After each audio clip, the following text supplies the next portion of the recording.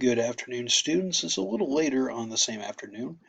I just wanted to follow up on the next portion of our lecture on the presidency.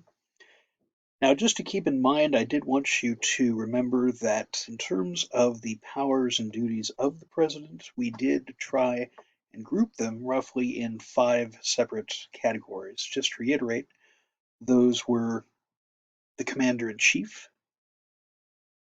the enforcer-in-chief of the laws, the diplomat in chief, the one voice for the nation abroad, the CEO of government, in other words, the person who administrates the executive branch, and finally, certain legislative duties that the president performs. We were looking at that originally here in the context of a few devices that the president had as prerogatives, such as things like executive privilege, executive agreements, and executive orders.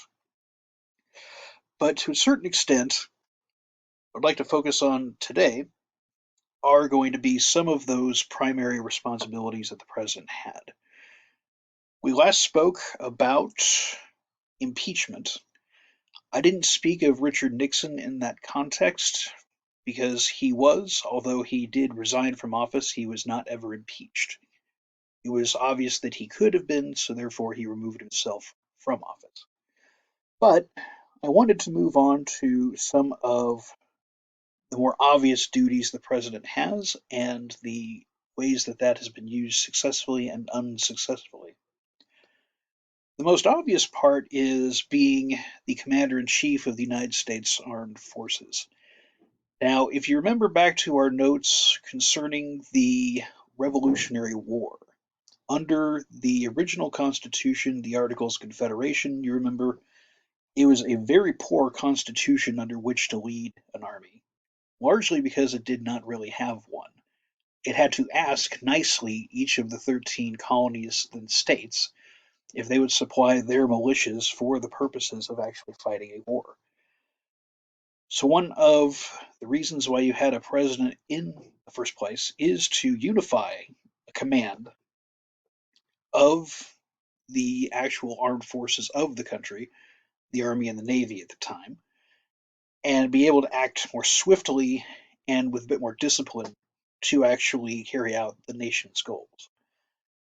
However, there is a caveat to this, namely that any act of war, any declaration of war, as you're probably familiar, in the list of things we discussed under Article 1 about Congress, waging war is a president's prerogative, but declaring war is the Congress's prerogative.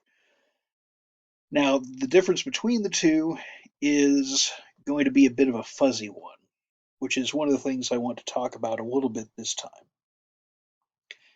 The first stage of that actually has to do with pretty much events within the last 50 or 60 years. So, your grandparents' time.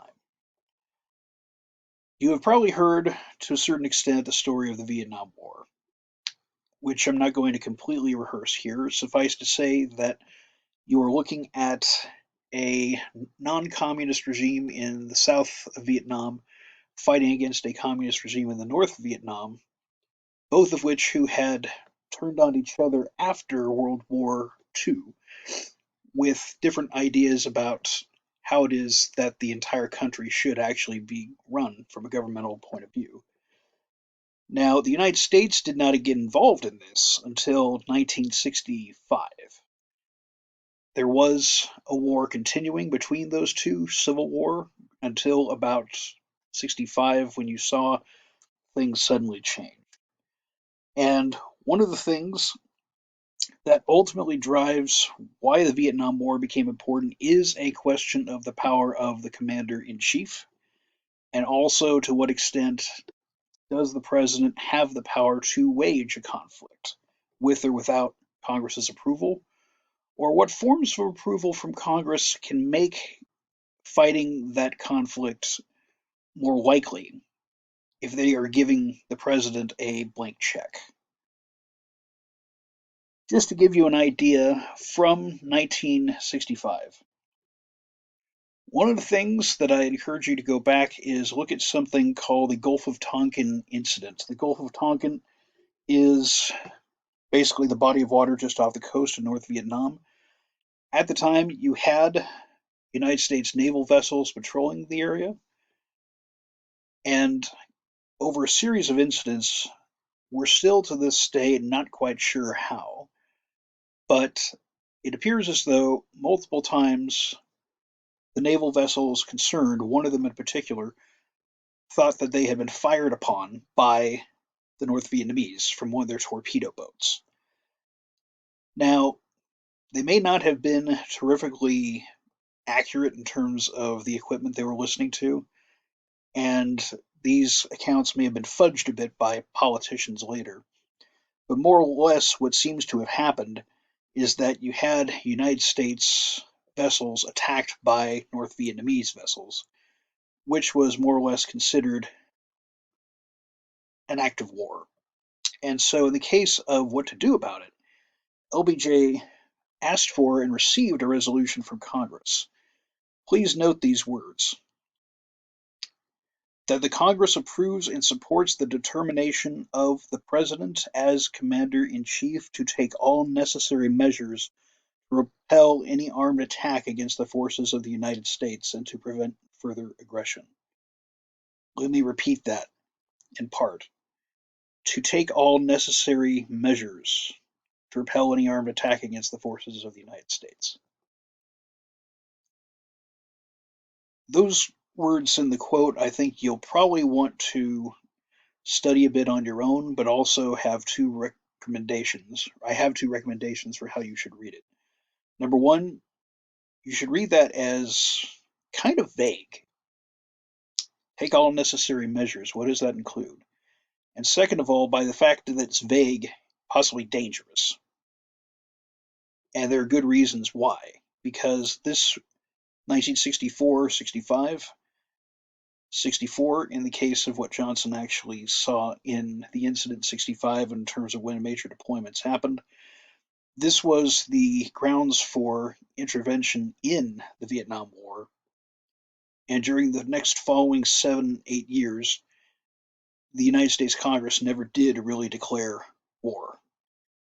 It was escalated to deal with a questionable naval incident off of the Vietnamese coast, but it ended with, at the largest time, over 500,000 American service personnel of various kinds in and around or servicing the Vietnam War. That's also particularly the case when you look at some of the ways the commander-in-chief power is something that could be taken without the need to inform Congress as such. One of those is of President Nixon. This is not the question of the later scandals like Watergate that almost got him impeached and made him quit. This was a little earlier than that. You had a situation involving a certain country south of Vietnam called Cambodia. Some of you may have some idea of where this story goes next. Suffice to say that the war in Vietnam boils over outside the borders of Vietnam and begins to encompass neighboring countries. Cambodia is one of them. You have communist guerrillas, irregular warfare, hiding out or making their way through Vietnam as part of how they're trying to get to South Vietnam to fight the South Vietnamese and the United States. And eventually, they feel, President Nixon feels, as though this needs to stop, and that if they're not going to do so, they mean the Cambodian government, then his administration will do so instead. What you therefore saw was a very large escalation of bombing of targets in Cambodia, probably including portions which did not really have as much to do with the communist guerrillas who were actually staying there and devastating the countryside. The secrecy that was used here was pretty intense in terms of the kinds of false flight plans and code names for missions that were used. In the words of Henry Kissinger, Nixon's Secretary of State later, I should say National Security Advisor, he later became Secretary of State of Nixon's successor. Of Nixon, he said, he doesn't want to hear anything about it. It's an order to be done. Anything that flies on anything that moves. In other words, not leaving anything on the ground undestroyed. Not leaving anything that flies on anything that moves. Basically, unqualified orders for bombing. This only came to the attention of Congress and the public later, and it was one of the things that prompted severe legislation attempts to try and reduce the ease with which a president could engage in this kind of behavior. The fruits of that were something in the early 1970s called the War Powers Resolution, which is to say, a president must advise Congress of any military actions that they're going to take. Unless they have congressional authorization, then after 60 days of that particular action, the troops are to stand down and be brought home. And technically, it does give Congress some authority to enforce that, the idea of trying to cut off funding for the military enterprise concerned. But, of course, a critical question is, has that ever been honored? Has that particular measure ever been honored by a given president? And the answer usually has been no. And I say this because we're looking not simply at Republican presidents like Nixon, but Democratic administrations as well. No executive likes to see limits on their authority like that, and none have tolerated it. Just before onto a different subject, I think it's worth noting a different form of authorization, adding to, in other words, the delegated powers of the presidency that was very vague. This one came from actually while you have been alive. This is one called, and please remember this one, the authorization for the use of military force. The authorization for the use of military force. This is what was called the AUMF, in other words. This was passed by Congress following the attacks in New York and on the Pentagon in 9/11 to give the president, and again, here is a phrase you should probably recognize, to use all necessary and appropriate force, quote unquote, against those nations, organizations, and individuals responsible for 9/11. All necessary and appropriate force should probably sound a bit like the Tonkin Gulf Resolution. And not to be outdone, that has been used that way, in terms of further use beyond perhaps what the ones who wrote it initially thought. President Bush later used it to justify the use of military tribunals against suspected terrorists who were held in Guantanamo Bay, Cuba. In the case of President Obama, his legal team justified indefinite detentions of said same prisoners on the basis of that particular law.